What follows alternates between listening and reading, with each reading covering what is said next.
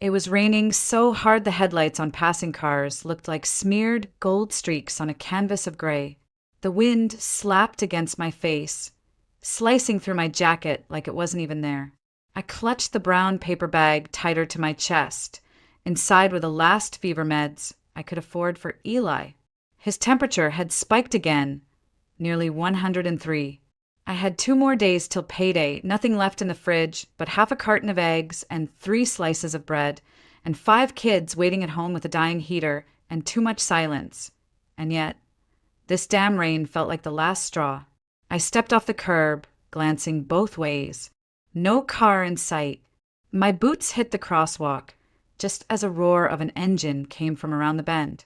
Headlights exploded into view, blinding white. I froze. For one terrifying moment, I couldn't move. My mind went blank except for the image of Eli's flushed little face, damp with sweat, calling for me. Then a tug. Hard. Someone yanked my arm and dragged me backward, just as the SUV blew past, sending a tidal wave of gutter water up my legs. I stumbled onto the sidewalk, dazed, the paper bag still miraculously intact. I turned and saw her. She was old, maybe 70 or more. Her coat was worn and wet at the hem. Her knit hat sagged with rain, and her scarf was frayed, but her spine was impossibly straight. She looked at me with a calm, piercing gaze, like she'd just rescued me from a burning house and wasn't quite done yet. "Are you all right, sweetheart?" she asked. Her voice was gentle but firm. It wasn't the voice of someone asking out of politeness. It was the voice of someone who'd been a mother or a teacher or both. I opened my mouth to say yes, but the word caught somewhere between embarrassment and adrenaline. Yeah, thank you. I didn't see it. My son's sick. I trailed off, realizing I was rambling to a stranger in the middle of a storm. She smiled, faint but kind. No harm done. But rushing across like that, life's not something we can replace, dear. I nodded, still shaken. I glanced toward the bus shelter nearby, grateful just to get out of the rain for a moment. We sat together on the wooden bench, the wind howling at our backs. She didn't talk much, just stared into the mist like she was reading something the rest of us couldn't see. I should have gotten up. I should have said thank you and left.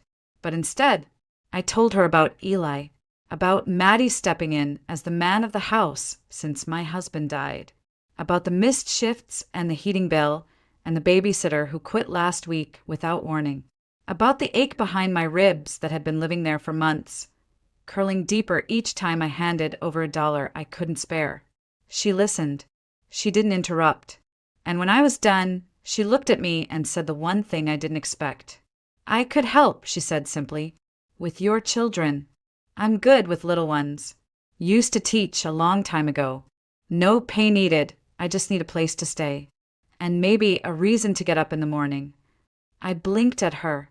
Was she crazy? A homeless woman offering to babysit my kids? Every red flag in my brain went off. But her voice wasn't desperate. It was measured, clear.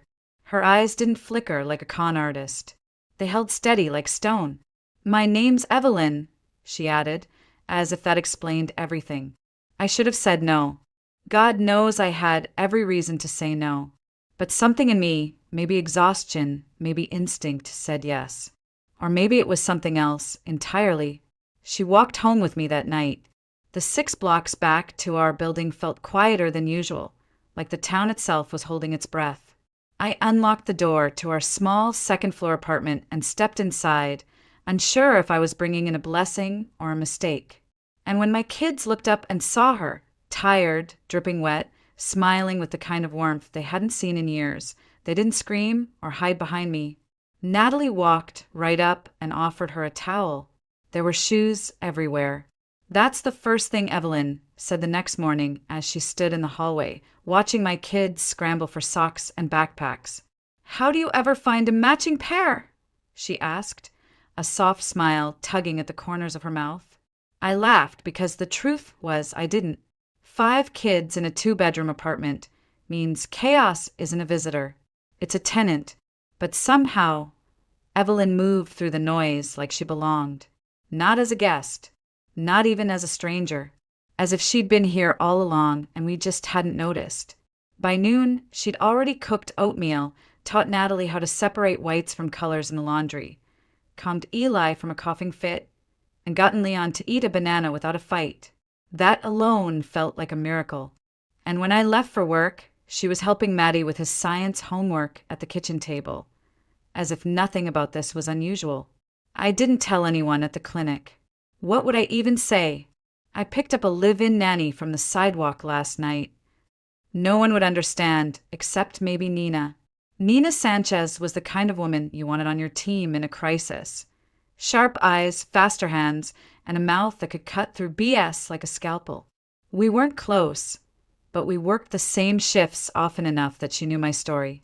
Or parts of it. "Everything okay with the kids?" she asked that night as we stocked supplies for the next day. "Better, actually," I said. They have someone home with them now. Someone kind." She glanced at me. "You find a sitter?" Something like that. She didn't press. But later, as we clocked out, she followed me into the break room. "You watch your back, Lillian," she said quietly. "The world's full of people who look kind, especially when you're desperate." I nodded. Not because I agreed, but because I didn't have the words to explain Evelyn. There was something about her. A stillness, like she'd seen too much to be rattled. And yet, in her silence, there was no weight, no darkness, just steadiness. I came home to the smell of roast chicken. Let me repeat that, roast chicken. I hadn't cooked a full meal in weeks.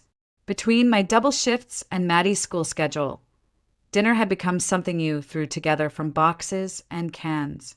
But Evelyn had somehow made it feel like Sunday, even though it was Wednesday and payday was still 2 days away. The kids were already in their pajamas. Maddie was reading aloud from a book, and the little ones were curled up on the couch, heads resting against each other like puppies in a pile. For a moment, I just stood there in the doorway, coat still wet from the rain, keys in hand, heart aching in that strange, sharp way it does when something feels almost too good to trust. She looked up and smiled. They brushed their teeth already. Natalie has her homework in her bag, and I think Eli's finally breaking that fever. "Thank you," I whispered. It wasn't enough, but it was all I could give. Later, after the kids were asleep, we sat at the kitchen table with mugs of weak tea and tired eyes. "I should be scared," I told her, "letting someone I don't know into my home." She didn't take offense. She just nodded slowly. "You're not the only one who's scared, dear. I haven't known where I belong in a long time." There was a pause. She looked down at her cup. Her hands were steady, but I noticed the way she rubbed the rim with her thumb over and over, like trying to remember something lost.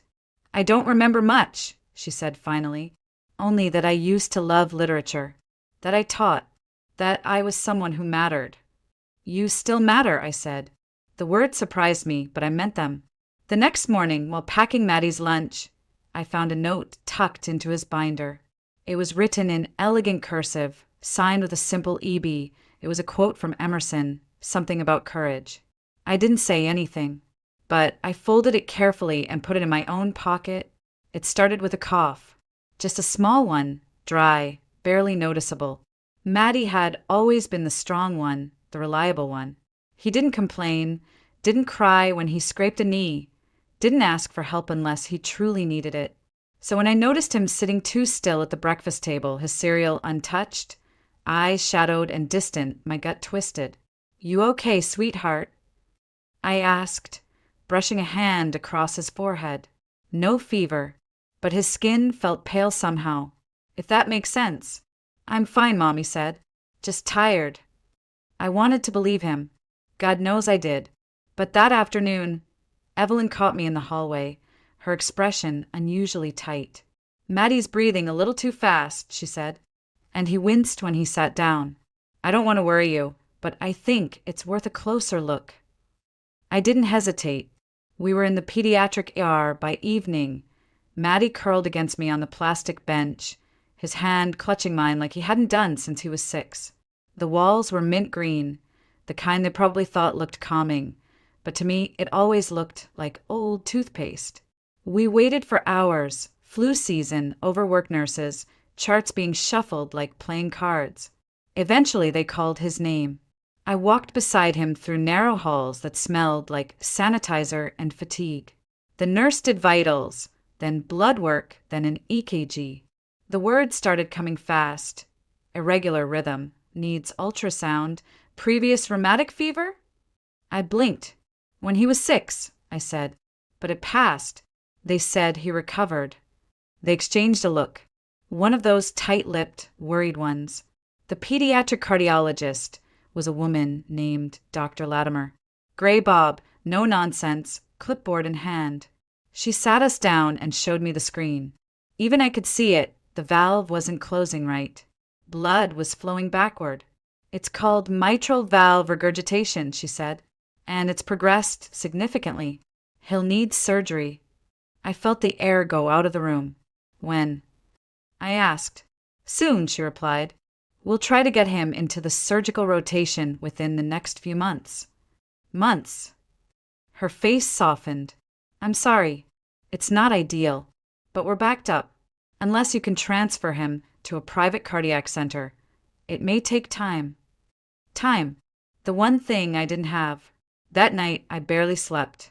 Maddie was back home, exhausted, tucked under extra blankets, while Evelyn sat by his bedside, reading softly from Treasure Island.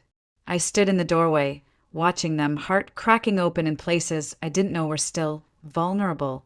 He looked so small, so breakable. In the kitchen, I finally broke down, not with screams or sobs. Just quiet tears, the kind you cry into your sleeve because you can't afford to fall apart. Not when you have 5 mouths to feed and 1 child who might not make it if you don't do something. Anything. Evelyn came in a few minutes later. She didn't ask questions, just handed me a mug of chamomile tea and sat down across from me. We'll find a way, she said. You're not alone in this. Her words were simple, but they landed like an anchor in my storm. The next morning, after I dropped off prescriptions and called in sick from what used to be my job, I sat at the library computer scrolling through hospital websites I couldn't afford. Every page blurred together, waitlists, specialists, forms I didn't know how to fill. Then I remembered her name, Evelyn Brooks. I typed it into the search bar, not really expecting anything. But what popped up made my breath catch. Teacher of the Year Evelyn Brooks, 1997. A photo, younger, but unmistakably her, standing on a school stage, holding a plaque. And next to her, a teenage boy with dark eyes and a wide, shy grin. Rodney Brooks, state finalist, National History Olympiad. My heart started to race. That night, when I showed Evelyn the photo, her fingers trembled as she touched the screen. Her eyes welled, not with fear, but with the shock of something finally clicking into place. That's my son, she whispered. Henry Brooks. He loved old maps, always wanted to be an explorer. I leaned forward. Do you want to find him? She looked at me, steadier now than I'd ever seen her. Yes, before it's too late. Henry Brooks lived in Columbus, just under 2 hours from our town. I found his faculty profile on a university website. He was a senior researcher in American historical documents. His bio mentioned published books, curated exhibits, even a podcast on archival preservation. It didn't mention a mother. I stared at his photo for a long time. He looked like Evelyn, the same quiet intensity, the same chin, just sharper with age. I printed the page, folded it twice, and handed it to her over breakfast. I don't want to intrude, I said, but if you're ready, I'll drive. Evelyn ran her fingers along the crease of the paper. He thinks I'm dead, she murmured. If he ever looked. I didn't know what to say to that, so I said nothing. We left the next morning. Maddie kissed her on the cheek and whispered something in her ear I couldn't hear. The little ones waved from the balcony like we were off to war. The sky was low and gray, but the air was warmer than I expected. The drive was quiet, not awkward, just thoughtful. Every now and then, Evelyn would ask about the kids or comment on a tree that reminded her of something. But mostly, she looked out the window like she was scanning for memories along the roadside. Henry's home was nothing like I expected. A restored brick Victorian tucked between two modern townhouses in a quiet historic district. Iron railings, deep green shutters, a library visible through the front window. It looked like the kind of place where the past could sit down and have tea with the present. I rang the bell. A long pause. Then a voice crackled through the intercom. "Can I help you?" "Mr. Brooks," I said, trying to keep my voice from shaking. "My name is Lillian Carter. I think I've found someone important to you." Another long pause. I could hear my own breath. Then the lock clicked. He opened the door slowly. Tall, neatly dressed, older than the photo, and wary. His eyes scanned me, then drifted over to Evelyn, standing quietly on the sidewalk behind me. He didn't recognize her. Not at first. But then she said one word. "Roddy," she whispered. His face changed. Like a storm passed through him in a blink. He stepped forward, hesitant, then stopped. His lips parted, but nothing came out. Evelyn reached into her pocket and pulled out a silver locket. I'd never seen it before. She held it out. "I kept this, even when I forgot everything else." He took it, opened it, saw the photo inside. The photo of them, him as a boy, her younger, brighter, laughing in sunlight. Then he fell into her arms, and the years between them dissolved. They talked for hours. I left them alone in the study, the walls lined with books, old maps, pieces of the past labeled and protected. I wandered the kitchen, the hallway, the garden out back with its stone bench and rusted sundial. And when Evelyn called for me, her voice was stronger than I'd ever heard it. "She remembers everything," Henry told me, tears still clinging to his lashes. Not all at once, but enough. We drove back as the sun was setting behind low hills. Evelyn was quiet again, but it was a different kind of quiet. Not lost, just full. Maddie was waiting when we returned. He was curled on the couch with a blanket, Evelyn's copy of The Secret Garden resting on his chest. His breathing was shallow again, his skin too pale. "I think," he said softly, "I need to go back to the hospital." I nodded, brushing his hair from his forehead. My hands were shaking, not with fear, but with the knowledge that time was running out. And this time I would not wait. The emergency room felt colder this time, not in temperature, but in spirit.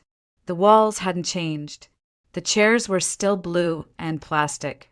The fluorescent lights still hummed.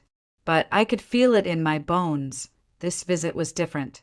Maddie lay on the hospital bed with a monitor clipped to his finger, his breath shallow, his eyes ringed with gray. The cardiologist didn't sugarcoat it. His valve had worsened, the damage now classified as severe. He needed surgery. Not in months, not in weeks, in days. "But there's a wait list," she said gently. "And even with expedited referral, we're looking at 6 to 8 weeks before we can schedule him in." 6 to 8 weeks. I stared at her, stunned, trying to form words while Maddie lay beside me, too tired to lift his head. Back home that night, I couldn't stop pacing. Evelyn sat in the living room, reading to the kids, pretending everything was normal. I knew she was just trying to keep them calm, but I could see the worry in her posture, the way she paused between lines, the flicker in her voice. I stepped into the hallway, pulled out my phone, and called Henry. I didn't know what I was going to say. I just needed someone to hear me. He picked up after the first ring. "He's getting worse," I said, not bothering with hello. "They said weeks." "I don't have weeks." There was a silence on the line. Then, "I know someone at the State Cardiology Center, a former colleague of my father's. Let me make a call." The next morning, Henry drove up from Columbus in his old Volvo. He didn't say much when he arrived, just handed me a folder with the logo of the Ohio Heart Institute stamped in gold. I made an appointment for tomorrow morning. They'll do a full workup, and if he qualifies, they'll admit him under a clinical trial. It's minimally invasive, faster recovery, covered by research funding. I stared at the folder like it was a lottery ticket I didn't buy. "I can't repay you," I whispered. He looked at me, and for the first time, there was no distance in his eyes. "You gave me my mother back. There's nothing else to say." We left before dawn. The hospital was bright and clean, full of glass and soft colors. It felt less like a place for dying and more like a place for trying. Maddie was quiet through most of the intake. When the nurse gave him a warm blanket, he finally whispered, "Is this going to work, Mom?"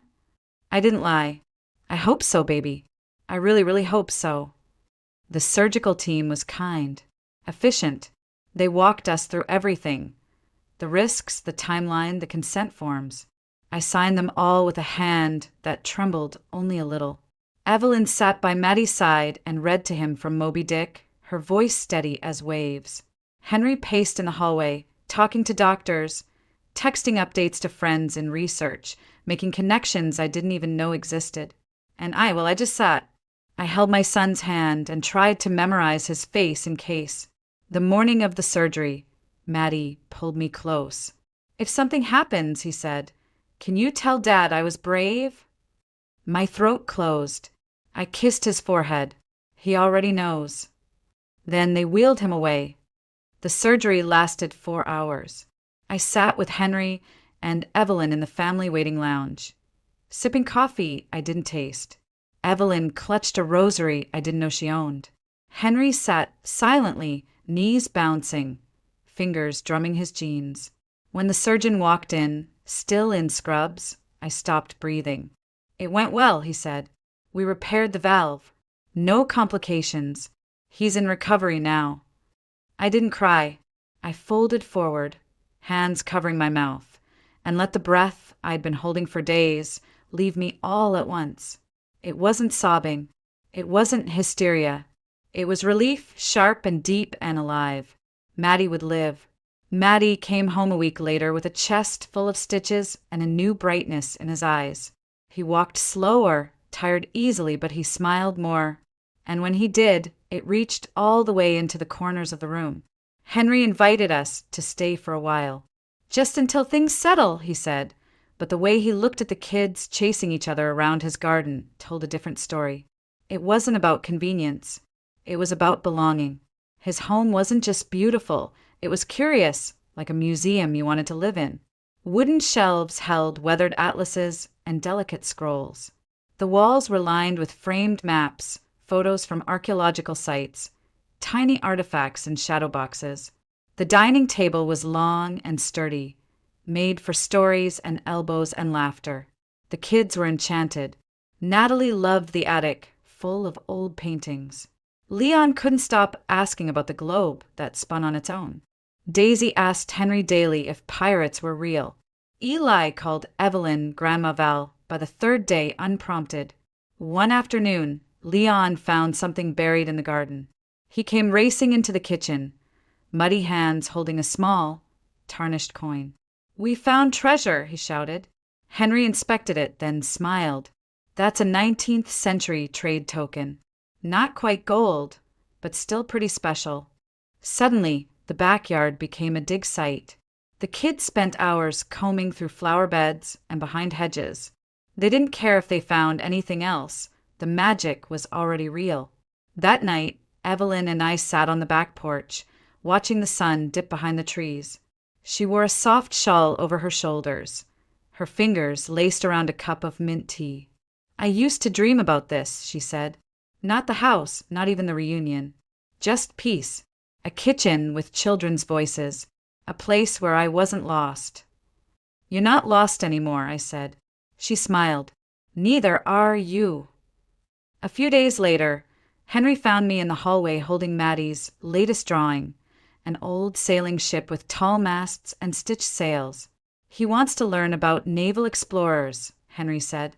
"He's asking for books on Captain Cook." I laughed. We might have created a monster. "I like this kind of monster," he said softly. There was a pause. "I've been thinking," he added. "The house is too big for one man and his maps." I turned to him slowly.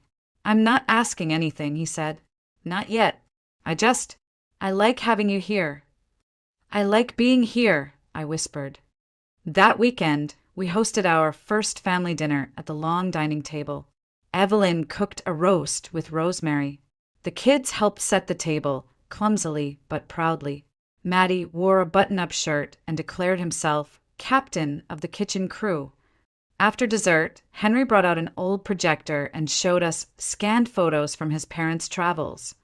Val's younger years, his father's lectures, their trip to Greece in the 90s. The kids gasped and giggled at every photo. Evelyn teared up more than once. Later that night, when everyone else had gone to bed, I found Maddie standing by the riverbank behind the house. He held something small in his hands. "It's the boat Dad and I built," he said quietly. "The one I saved." I nodded. I remembered that boat. Tiny, carved from pine, with sails made of old linen and a hull glued too many times. "I want to let it go," he said. "Not to forget him. Just to thank him for loving us." I knelt beside him and helped him place the boat in the water. It wobbled, then caught the current, gliding forward like it knew where it was going. "Goodbye, Dad," Maddie whispered. "We're okay now." I wrapped my arm around him, and we watched the boat drift until it disappeared beyond the bend. Autumn settled gently over the house like a well-worn quilt. The garden blazed with gold and rust, the trees whispering secrets with every breeze. The air smelled like cinnamon and soil, and inside the house echoed with the rhythm of a new life. Slow, steady, real. Every Friday we had family dinners. Non-negotiable. Evelyn read poems before dessert. The kids took turns sharing their discovery of the week. And Henry just watched us sometimes, quiet, smiling in that way of his, like he still couldn't quite believe we were real. Evelyn had become something of a sensation online. Her blog, The Gentle Page, was a hit among young teachers across the country. She shared lesson plans, reflections on classic literature, and thoughts on kindness. Her memory hadn't just returned, it had bloomed. Maddie was thriving. His recovery stunned the doctors. He was stronger, more curious, more open. His YouTube channel, Captain Maddie's Voyages, had 50 subscribers, mostly other kids who liked history and hand-drawn maps. Henry helped him film. I helped him edit. It became our little side project. Natalie had taken up painting. Daisy wanted to be an astronomer. Leon was still convinced we were living above a buried pirate ship. Eli had learned how to say compass and insisted on carrying one in his pocket like a proper explorer. And me? I was working again, part-time this time, at a local clinic with better pay, better hours, and no one like Dr. Hale lurking in the halls. I had time for my children. I had time for dinner. I had time for breath. One afternoon, while Evelyn and I were folding laundry, she looked at me over the basket and asked, "Do you ever miss the apartment?" I thought for a moment, then smiled. "No, I miss what it represented, maybe. The fight, the grit, but not the walls, not the silence." "Good," she said, folding one of Eli's tiny shirts with care, "because this feels like home." It had been almost 2 months since Henry made the offer. "Move in," he'd said. "Make this house yours, too." I hadn't answered right away. I wasn't ready. I had spent so long surviving that the idea of settling felt dangerous. But that night, by the riverbank, as we watched Maddie's little boat disappear into the gold of the sunset, I knew. It was time. "I think we're ready," I told Henry a few days later, sitting beside him on the back porch. He didn't ask what I meant. He didn't need to. His hand found mine warm and steady. "Welcome home," he said simply. That Friday's dinner felt different, lighter, brighter. The table was full of food, of stories of belonging. Evelyn recited an old poem she wrote in her 20s about wind and resilience. Maddie presented a hand-drawn map of the Ohio River. Natalie brought down a watercolor of the house at dusk. Everyone clapped. And me? I just sat for a moment and listened. To the voices, the laughter, the life. I looked around that long wooden table and realized We weren't just guests anymore. We were family. We had been all along. And somehow, against every odd, we'd made it through the storm. We'd found our way home. I never planned to become the bride who brought a man to his knees, not in devotion, but in devastation. Yet, life has a funny way of rewriting your story when you least expect it. And on the night before my wedding, fate handed me a truth I never asked for. Tomorrow I would return the favor. Nathaniel Kavanagh and I had been together for 3 years. 3 years of curated perfection, where every dinner party, every gala, every whispered promise felt like part of a fairy tale I had somehow stumbled into. He was everything I thought I wanted, brilliant, powerful, polished. The kind of man who could silence a room with a smile and seal a business deal with a single handshake. To most, he was untouchable. To me, he was home. Or so I believed. His mother, Victoria, had taken me in like her own. After losing my parents in a fire when I was 17, I never thought I'd find that kind of maternal warmth again. But she gave it freely. Afternoon teas, heirloom recipes, stories of the Kavanagh legacy dating back to the Boston Tea Party. And Lena, his younger sister, became the best friend I never had. I was the girl from nowhere. And they made me feel like I finally belonged somewhere. The rehearsal dinner had ended hours ago. Nathaniel had kissed my forehead and disappeared with his friends for one last night of bachelor freedom. I hadn't planned to follow, but as I unpacked the final details for the morning, I realized I had forgotten one thing: his grandfather's cufflinks. They were a gift from Victoria, meant to be worn as a blessing for legacy and fidelity. The irony would strike me later. I called down to the concierge at the Kavanagh Grand Hotel, where the bachelor party was being held just 2 blocks from our Beacon Hill penthouse. The staff knew me well. We'd hosted more than a few fundraising events and charity auctions there. They didn't hesitate to direct me to the private lounge. I should have knocked. I should have made some noise. I should have done anything other than stand still when I heard my fiancé's voice. Nathaniel's laughter floated through the half-open door. That signature, low-pitched chuckle that always made me feel safe, now carved into my memory like a blade. Then came Grayson Hale, his best man, his college roommate, the man who'd once toasted to our eternal love with a $5,000 bottle of scotch. Come on, man. You're not seriously going to tie yourself down with Evelyn Harper, are you? Grayson's voice was thick with amusement. Why not? Nathaniel replied, slurring slightly. She's perfect on paper. Orphan background makes for a good PR story, and her nonprofit contacts are already opening doors. Once we get the merger through, everything else falls into place. Someone else laughed. Then she's just a placeholder, Nathaniel added, until someone better comes along. Someone with pedigree. The air left my lungs in one silent exhale. I stood there in the shadows, clutching a small velvet box I had once thought of as a symbol of legacy. Now it felt like a funeral urn for something already dead. 3 years. 3 years of love, of laughter, of trust. All of it shattered in one overheard confession. But I didn't cry. I didn't scream. I didn't burst through the door like some jilted soap opera character. Instead, I turned and walked away. Slowly, deliberately, my heels clicking against the marble floor like a countdown. Back at home, I didn't sleep. I opened my laptop, entered our shared business accounts, because, yes, I wasn't just the fiancé. I was also the silent co-founder of Kavanagh Global Impact Fund. I had helped build his empire, and now I would burn it down.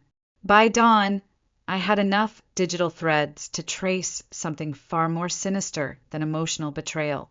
Offshore accounts, redirected charitable funds, correspondence between Nathaniel and Camilla Rhodes, his partner, both in business and evidently in bed. The woman he planned to marry was just the decoy.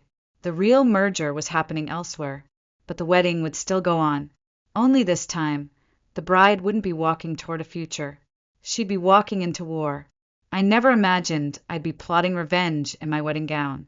But as dawn crept through the windows of our penthouse, painting the city in shades of gray and gold. I sat in silence, my laptop glowing in the dim room like a loaded weapon. Nathaniel had underestimated me.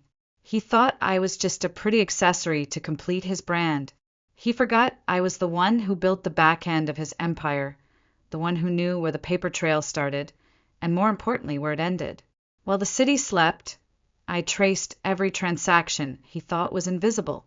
Shell companies in the Caymans, slush funds hidden beneath philanthropic grants, a trail of donations that led straight back to Camilla Rhodes, the woman he planned to marry after draining me dry. She sat on the board of Kavanaugh Global, cloaked in respectability and privilege. But now I had emails, intimate, incriminating, time-stamped. One thread alone was enough to bury them both. But I didn't stop there.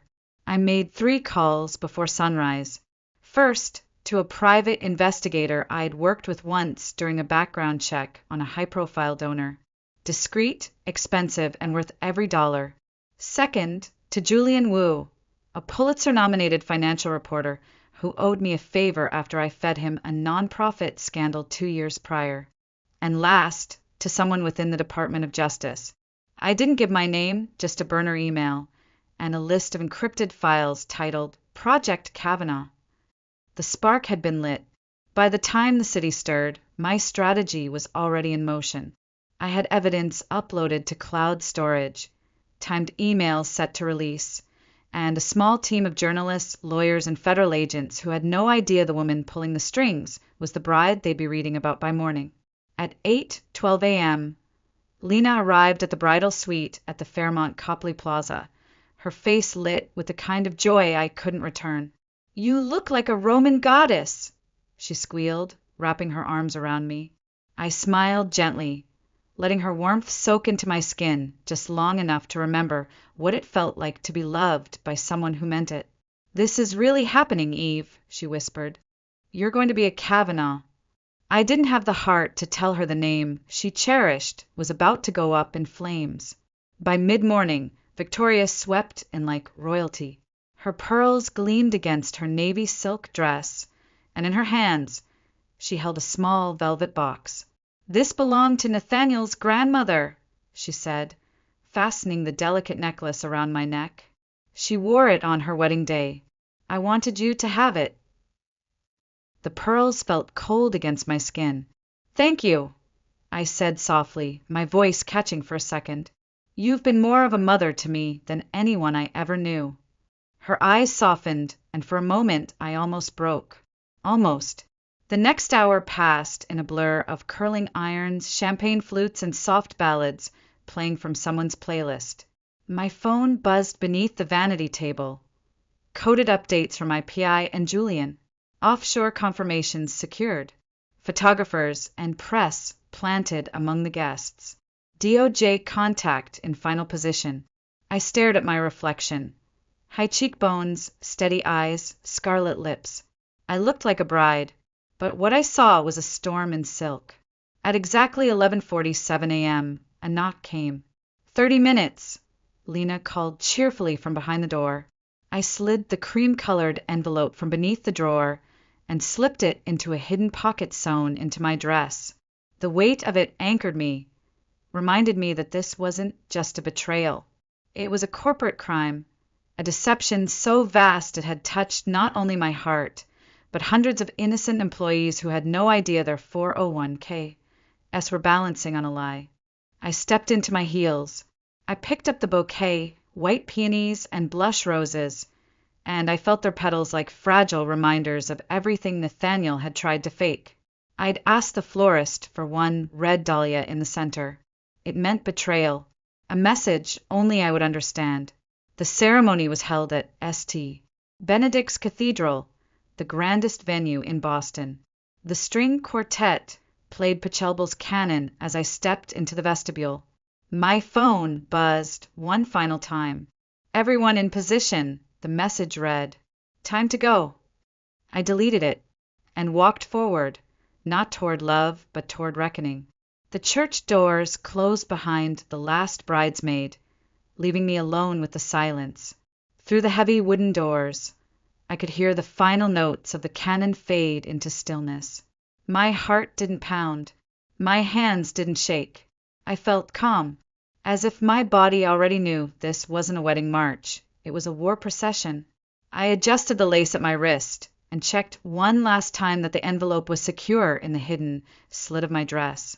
Then I whispered to the coordinator beside me, "I'm ready." The grand oak doors creaked open. A flood of golden light spilled into the church as the music shifted to the wedding march. 200 guests rose to their feet in unison, their heads turned toward me, toward the image of the perfect bride. I walked slowly, the bouquet steady in my hands, the dahlia bleeding red against the ivory silk. Nathaniel stood tall at the altar, handsome and composed, his smile polished to perfection. He didn't know he had less than 5 minutes left in the world he built. As I walked, memories flickered like ghosts along the aisle. His proposal in Tuscany under the stars. The night he stayed up to help me build the first pitch deck for the Impact Fund. The way he used to tuck a strand of hair behind my ear and say, "You're my beginning and my legacy." Every image now soured, not with grief, but with clarity. 3 steps from the altar, I caught Grayson's gaze in the front pew. His smirk faltered. 2 steps. I saw Camilla seated next to a state senator's wife, her navy dress pristine, her expression unreadable. 1 step. I looked at Victoria, dabbing at her eyes with a monogrammed handkerchief, glowing with pride, and Lena, beaming, giving me a subtle thumbs up from behind the bridesmaids' row. Nathaniel leaned in, his voice low and rehearsed. "You look like something out of a dream." I smiled, took a half step back. "Not quite," I said, and turned to face the crowd. The music died. A hush fell over the cathedral. "Before we begin," I said, my voice smooth, unwavering, "I'd like to share a few words. Not from scripture, but from a collection of emails, dated across the past 18 months. Written by the man I was about to marry." A stunned silence. Then, shifting, a cough. Camilla's lips pressed into a line. I pulled the envelope from my dress, broke the seal. The paper crackled in my hands as I opened the first page. "To Camilla Rhodes," I read aloud, subject line, "Post-wedding strategy. Once the Harper merger is secured, I'll move forward with dissolving her stake. She suspects nothing. Her devotion is a tool, and timing is everything." Gasps echoed from the pews. Nathaniel stepped forward. "Evelyn, what the hell are you doing?" I held up a hand, cutting him off. "I'm just getting started." I turned another page. As for the offshore accounts, I paused, scanning the audience.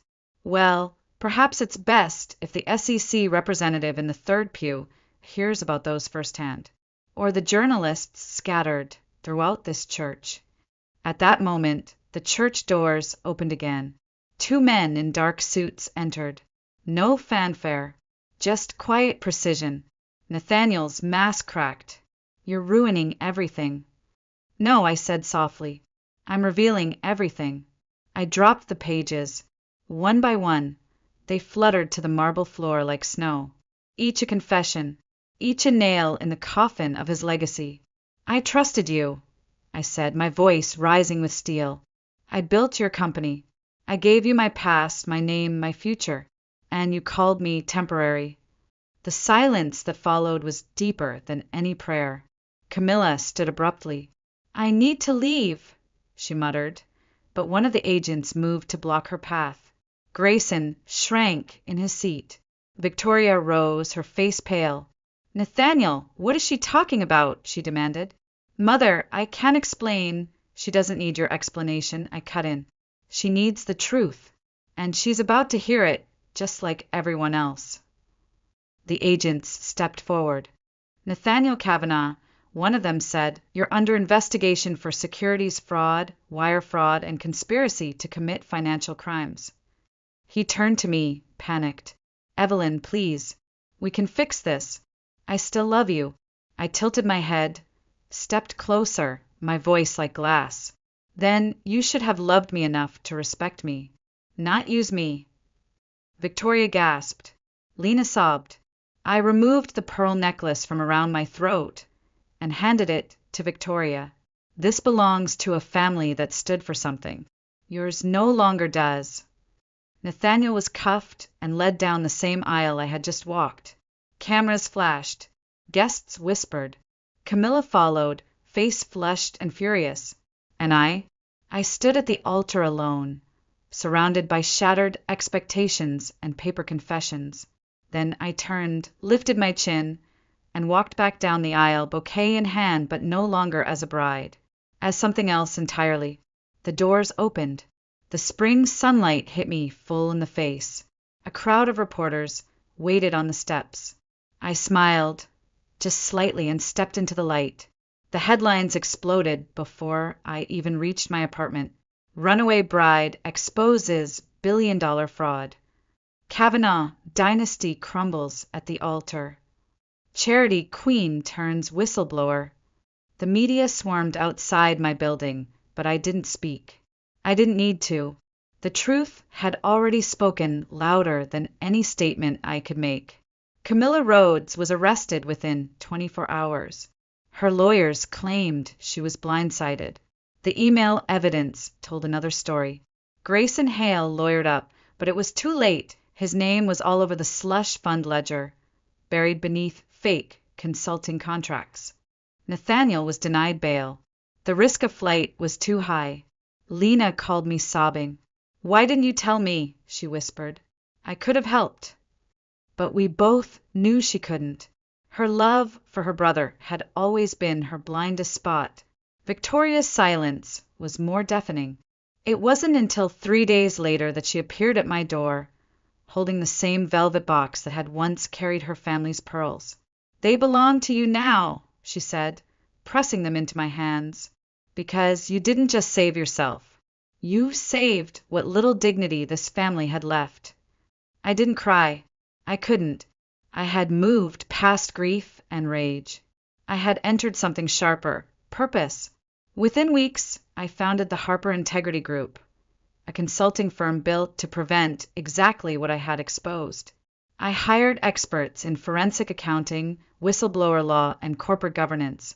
What started as a team of 5 quickly grew into 30, then 70, with offices in Boston and D.C. Clients came flooding in, not because of who I was before, but because of what I stood for now. Universities began asking me to speak. First Harvard, then Yale, then Stanford. My inbox overflowed with messages from women. Men, interns, assistants, CEOs, each with their own story of betrayal, silence, fear. I read every word. I answered when I could. The world hadn't run out of corruption. It just needed more people brave enough to confront it. The Kavanaugh name was stripped from every corporate building within months. Lena took over a small division of what was left, determined to rebuild it into something honest. Victoria donated half her personal wealth to a foundation focused on ethical leadership. We didn't speak often, but when we did, there was something like mutual understanding in the silence. Nathaniel tried writing to me. Letters filled with apologies, explanations, desperate nostalgia. I didn't read them. I didn't need to. I'd already read everything that mattered the night before our wedding. Grayson disappeared to Arizona. Rumors said he was working in insurance under a fake name. Camilla flipped on Nathaniel during the investigation, trading her sentence for testimony. She got 5 years. Nathaniel, 15. No parole. The night before the sentencing, I stood by my window, looking out over Boston Common. I had traded in our penthouse for something smaller, simpler, with wide glass windows and a view of the city I had once wanted to conquer alongside him. Now I looked down on it not with ambition, but with clarity. The next morning, the courtroom buzzed with anticipation. I sat in the front row beside Lena and Victoria. When Nathaniel entered in shackles and a muted jumpsuit, he scanned the room until his eyes met mine. For the first time, he didn't smile. The judge read the charges. The evidence was overwhelming. Embezzlement, fraud, conspiracy, securities manipulation. The sentence came down like a gavel through marble, 15 years served in full.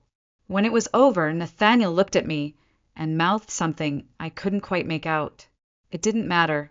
Whatever story he had told himself about me had ended the moment I had stepped away from that altar. I walked out of that courtroom free. Not because justice had been served, but because I had chosen to fight for it. I didn't just leave him at the altar. I left behind the version of myself who once thought love could fix a man bent on control. 6 months after the sentencing, I stood before a lecture hall at Stanford Business School, the words Montgomery Case Study, replaced now by its real title, The Kavanaugh Collapse. I had just finished a keynote on corporate fraud detection when a hand rose from the front row. MS. Harper, the student asked, voice steady, what was the hardest part of choosing truth over love? I smiled, resting my hand on the podium. Real love doesn't ask you to choose, I said. Only illusions do.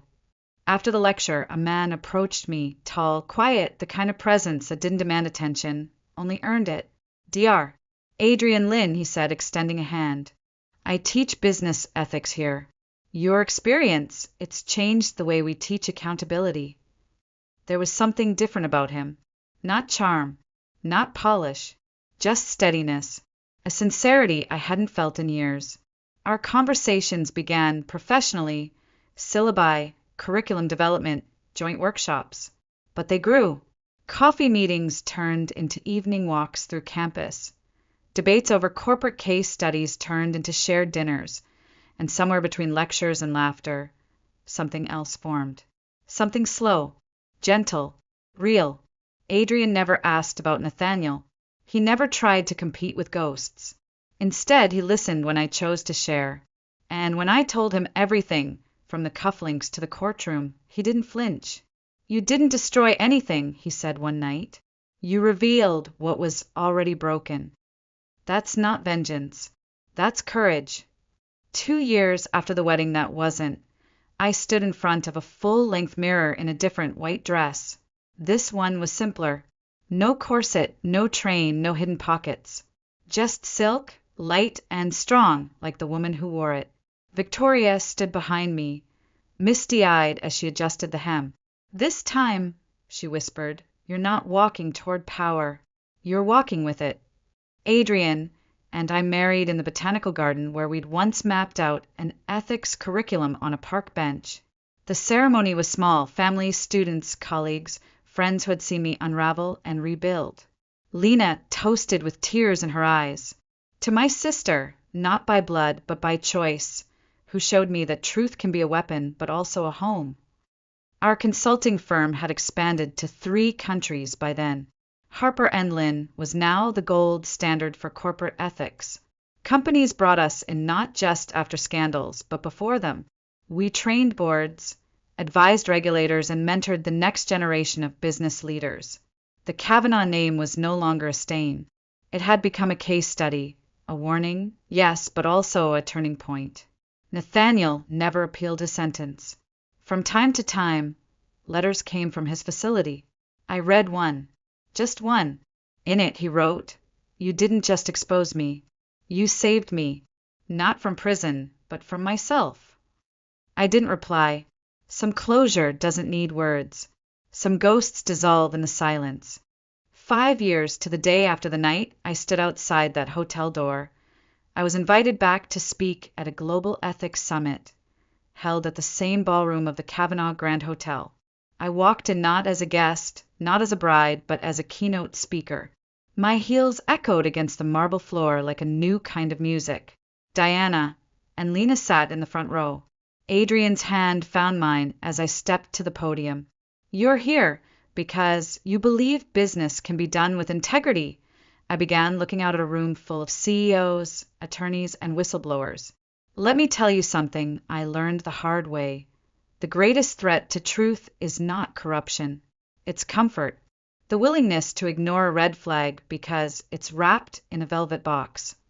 That night, under the same chandelier that once watched my world collapse, Adrian and I danced. I caught Victoria's smile from across the room. She lifted her glass in a quiet toast, and I returned it with a nod. Not to revenge, but to something better. The pearl necklace I once returned now sat in a glass case at our firm's headquarters. Beneath it, a plaque that read, "Integrity is the most valuable inheritance." Months later, Adrian and I welcomed our daughter. We named her Grace, because that's what this journey had been. Grace through pain, through fire, through truth. One afternoon, while holding her in my arms, I wrote the final line of the ethics curriculum we'd spent years building. Sometimes the greatest act of love isn't saying "I do."